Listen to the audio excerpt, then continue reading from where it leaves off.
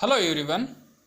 आज transition metal की general property में कलर प्रॉपर्टी का अध्ययन करेंगे। ट्रांजिशन मेटल के कंपाउंड्स वायनिक भी हो सकते हैं और कोवेलेंट भी हो सकते हैं। ट्रांजिशन मेटल के कंपाउंड सॉलिड फेज के अंदर या एक्वस सॉल्यूशन में कलर्ड प्रॉपर्टी शो करते हैं। ये कलर्ड प्रॉपर्टी क्यों शो करते हैं, उसका रीजन है incomplete D subshell.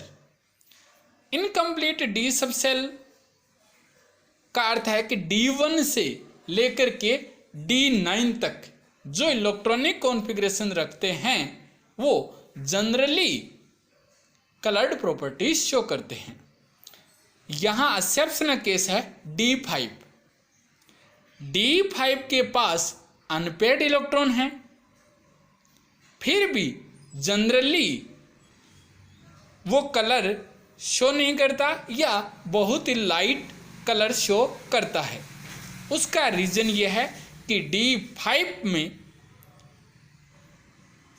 Symmetrical electronic configuration होता है, जिसके कारण इजीली डी ट्रांजिशन नहीं होता या होता है तो उसकी इंटेंसिटी बहुत ही वीक होती है। या कहूँ कि जिस भी मेटल के पास अनपेयर्ड इलेक्ट्रॉन प्रेजेंट हों, एक्सेप्शनल केस कौन सा है D5, लिगेंड कौन सा होना चाहिए वीक, तो कौन सा इलेक्ट्रॉनिक कॉन्फ़िगरेशन रखता है सिमेट्रिक इलेक्ट्रॉनिक कॉन्फ़िगरेशन। अब यहाँ अपन स्टडी ये करते हैं कि जो कोऑर्डिनेट कंपाउंड हैं उसमें लिगेंड जब ट्रांजिशन मेटल की अप्रोच में आता है तो डी ऑर्बिटल है वो 2 पार्ट में स्प्लिट हो जाता है। जैसे मैंने राइट हैंड साइड में शो कर रखा है, डी सबसेल है टाइटेनियम +3 का, और जब भी लिगेंड उसके अप्रोच में आता है और बॉन्ड बनाता है तो डी सबसेल कितने पार्ट में स्प्लिट हो जाता है 2 में, T2G और EG। यहां मैंने जो ये एग्जाम्पल लिया है वो ऑक्टाहेड्रल का लिया है, अष्टफलकीय का। अष्टफलकीय में लिगेंड है लिगेंड है वो अलोंग द एक्सिस अटैक करता है। अलोंग द एक्सिस अटैक करता है तो EG के अंदर dx² - y² और dz² हैं वो ऑर्बिटल होते हैं। इन दोनों के लॉब्स हैं वो एक्सिस की डायरेक्शन में है। जब लिगेंड इस एक्सिस की डायरेक्शन से आएगा तो इन दोनों के बीच में लिगेंड के लॉब्स और इसके लॉब्स के बीच में रिपल्सन की वजह से इनकी एनर्जी क्या हो जाती है, हाई हो जाती है। इसलिए मैंने EG को ऊपर दिखाया है, किससे, डी सबसेल के डी जनरेट एनर्जी लेवल से ऊपर दिखाया है। और T2G है उसके अंदर dxy, dyz और dz अक्ष है। इनके अंदर लॉब्स हैं वो बिटवीन द एक्सिस हैं, जबकि लिगेंड अप्रोच करता है कौन सी एक्सिस में, अलोंग द एक्सिस। इसलिए यहां जो EG में रिपल्सन था वो रिपल्सन प्रेजेंट नहीं है। इसलिए इनकी डी सबसेल के डी जनरेट एनर्जी लेवल से एनर्जी क्या होती है, कम होती है। इसलिए मैंने T2G को नीचे दिखाया। T2G को ट्रिपली डिजेनरेट कहते हैं। ट्रिपली का मतलब 3 ऑर्बिटल, इनकी एनर्जी सेम है इसलिए ट्रिपली डिजेनरेट। EG को डबली डिजेनरेट, 2 ऑर्बिटल हैं उनकी एनर्जी सेम है। अब अपन एक एग्जाम्पल के तौर पे अपन इसकी स्टडी करते हैं। TiS2O6+3 hexa aqua titanium 3rd ion. यहाँ टाइटेनियम की जो ऑक्सीडेशन स्टेट है वो +3 है। +3 ऑक्सीडेशन स्टेट में इसका इलेक्ट्रॉनिक कॉन्फ़िगरेशन है ऑर्गन 3d1 4s0 होता है। यहाँ लिगेंड के रूप में कौन है? s2। मैंने डायग्राम नीचे शो किया है, Ti+3 है, इसका मतलब D सबसेल में एक इलेक्ट्रॉन है। वह इलेक्ट्रॉन लोअर एनर्जी के किस में एंटर करेगा? T2g में, मैंने दिखा रखा है। यह इलेक्ट्रॉन विजिबल रीजन की एक पर्टिकुलर वेवलेंथ जो मैंने शो कर रखा है 500 नैनोमीटर की लाइट का अब्जॉर्प्शन करता है, तो इलेक्ट्रॉन T2g से एक्साइट होकर के किस में चला जाता है? Eg में। इसका मतलब ये dd ट्रांजिशन है, क्योंकि T2g और Eg दोनों D के ही पार्ट है, इसलिए इलेक्ट्रॉन T2g से किस में चला गया? Eg में। इलेक्ट्रॉन है वो एक जगह से दूसरी जगह गया है, एनर्जी को क्या किया है? अब्जॉर्ब किया। अब यहां सुनना, ये जो Eg में इलेक्ट्रॉन है वो एक अनस्टेबल स्टेट है। यहां से इलेक्ट्रॉन जब ग्राउंड स्टेट T2g में एंटर करता है तो उस लाइट को कहते हैं रिफ्लेक्टेड लाइट, और वह लाइट अपनी आंखों में गिरती है और उस लाइट का विजिबल रीजन के अंदर जो भी कलर होता है वो अपन को दिखाई देता है। तो मैंने नीचे शो कर रखा है कि विजिबल रीजन में जब एक पर्टिकुलर वेवलेंथ की लाइट का अब्जॉर्प्शन होता है तो इलेक्ट्रॉन ग्राउंड स्टेट से कहां चला जाता है? Eg में। सॉरी, ग्राउंड स्टेट से एक्साइटेड स्टेट अर्थात T2g से कहां चला जाता है? Eg में। इस अब्जॉर्प्शन लाइट का कॉम्प्लीमेंट्री कलर, अब्जॉर्प्शन लाइट है T2g से कहां गया था? Eg में, और Eg से अब वापस किस में आएगा? T2g में। तो वो लाइट है, कौन सी लाइट कहलाती है? Reflected light. और उस लाइट का जो भी कलर होगा वो अपन को दिखाई देगा, वही कलर कौन सा होता है? Complementary colour. कॉम्प्लीमेंट्री कलर कौन से का क्या होता है अपन इसकी स्टडी करते हैं, और यहां से एग्जाम में क्वेश्चन पूछा जा सकता है। जैसे मैंने विबज्योर, यहां आई को मैंने नहीं शो किया है, वी आई को हटा दिया, BGYOR, जिसको मैंने नंबरिंग भी दी है, V को फर्स्ट, B को सेकंड, G को थर्ड, और Y को 4, O को 5 और R को 6। पहला अपना अब्जॉर्प्शन लाइट का कलर है वो वॉयलेट कलर है। वॉयलेट कलर को मैंने फर्स्ट नंबर से शो किया है। इसके 180 डिग्री पे देखिए आप कौन है? Y, और उसके बैक साइड में 3 नंबर पे कौन है? G। तो यह उसका कौन सा कलर कहलाता है? Complementary colour. तो वॉयलेट का कॉम्प्लीमेंट्री कलर कौन सा हो गया? Yellow green.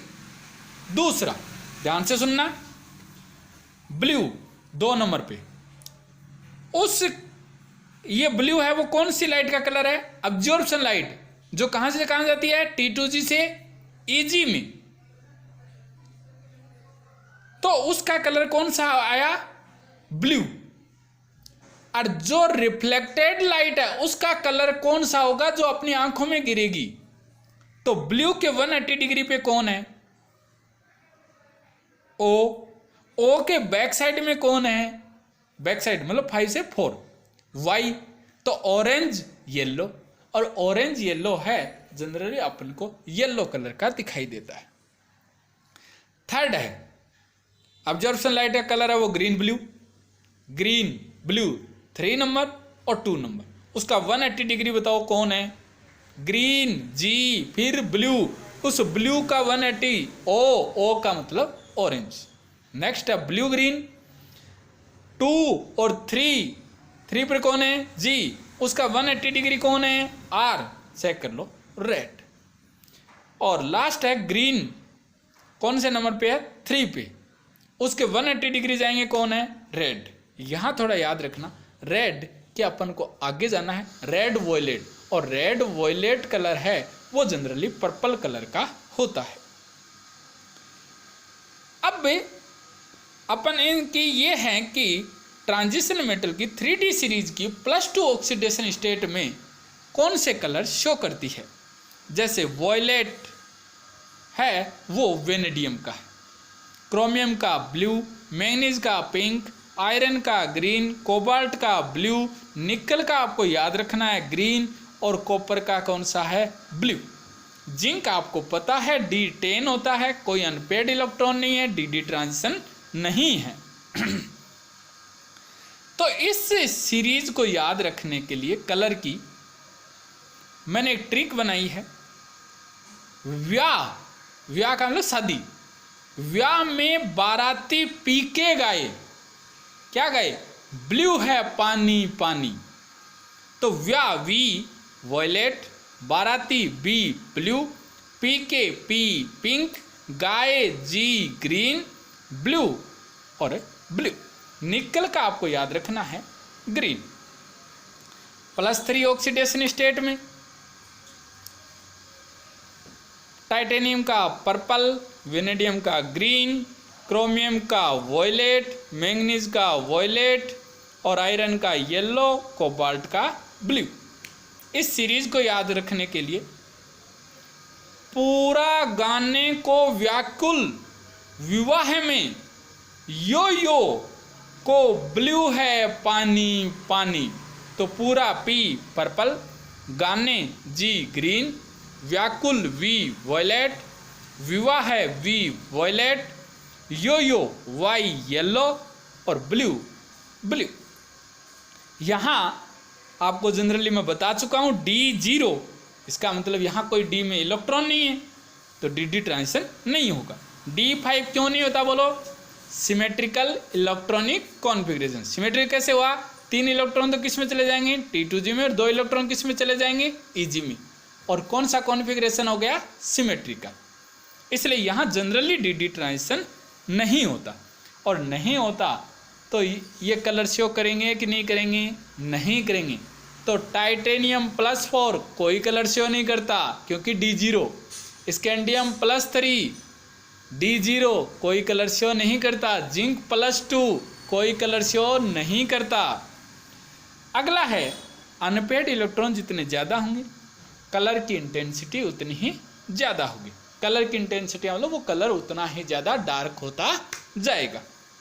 एक्सेप्शनल केस है MH2O6+2, यहाँ M है वो मैंगनीज है।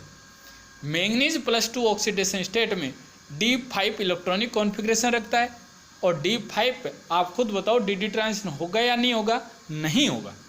और यहाँ लिगेंड H2O वीक है, इसलिए इलेक्ट्रॉन की पेयरिंग नहीं होगी। अब आपको ये चीज़ यहाँ याद रखनी है, हो सके इससे रिलेटेड कोई क्वेश्चन आ जाए कि DD ट्रांजिशन क्या है।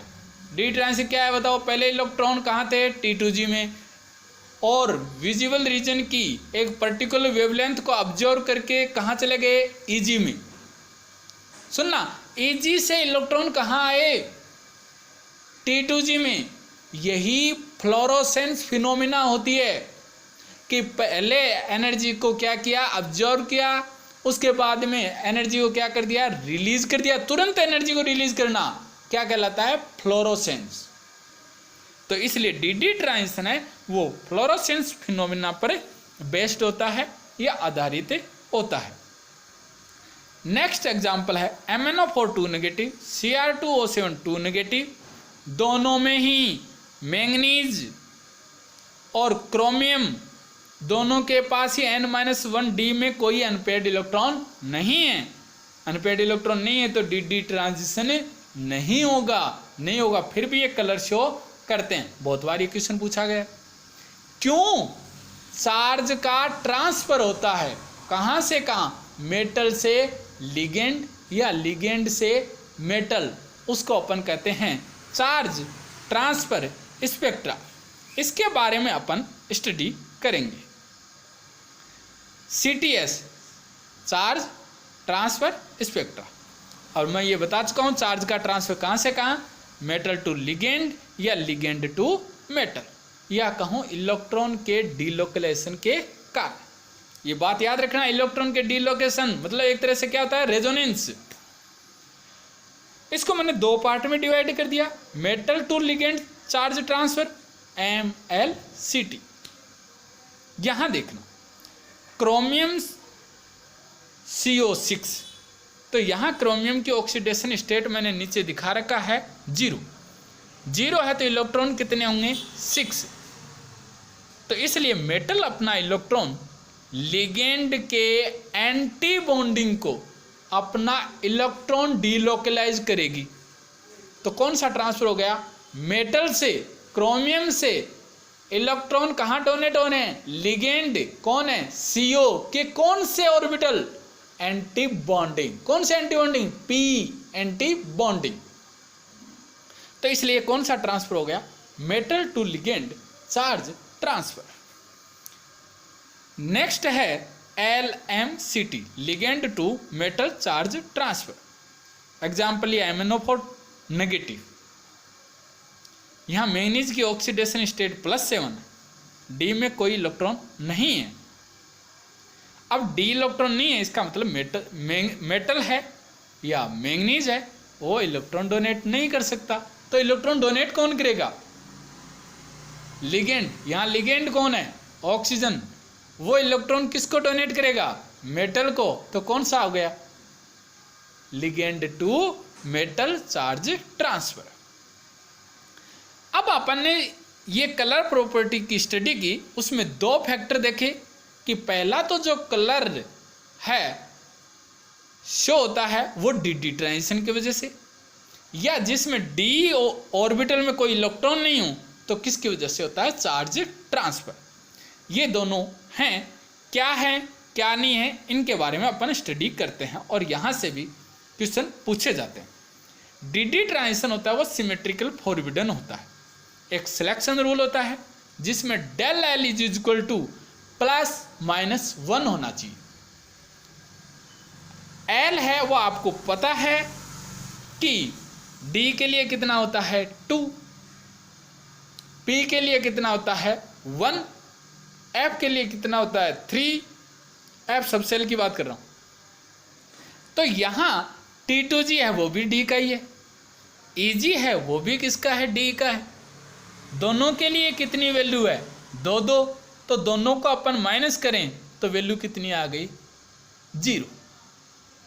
तो इसलिए del L is equal to कितना हो गया 0, जबकि सिलेक्शन रूल क्या कहता है, del L is equal to क्या होना चाहिए, प्लस या -1। यदि इस रूल को फॉलो करता है वो सिमेट्रिकल अलाउड है, और यदि फॉलो नहीं करता है तो सिमेट्रिकल फॉरबिडन या वर्जित है। मैंने चार्ज ट्रांसफर स्पेक्ट्रा में दिखाया del H is equal to del L is not equal to 0। जैसे मेटल के पास आपको पता है, ट्रांजिशन मेटल की बात कर रहे हैं, D लिगेंड है। जनरली चेक करना स्पेक्ट्रोकेमिकल सीरीज में जो भी लिगेंड है अपना लोन पे डोनेट कर रहा है वो P ब्लॉक से होगा, चेक करना आप। इसलिए मेटल का D, लिगेंड का मैंने क्या ले लिया P।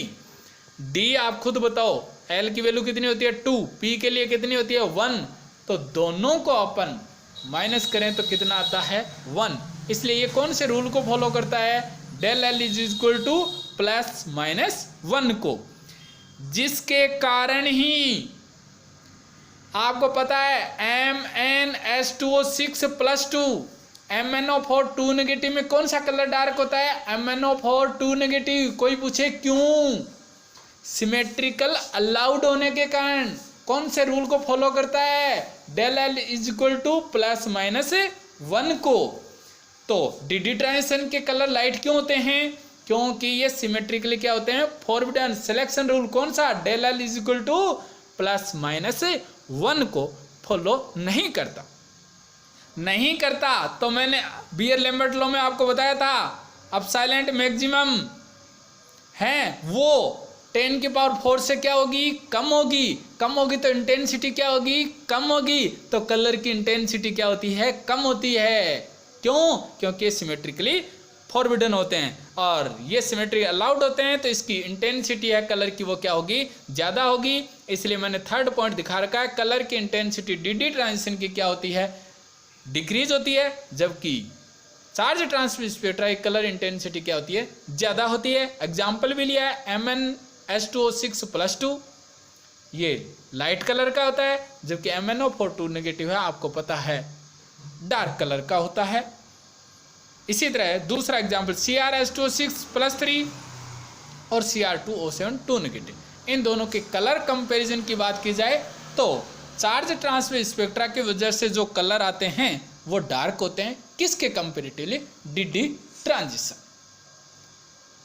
इस वीडियो में आपको कहीं कोई भी समस्या है, निसंकोच आप मुझसे पूछ सकते हो।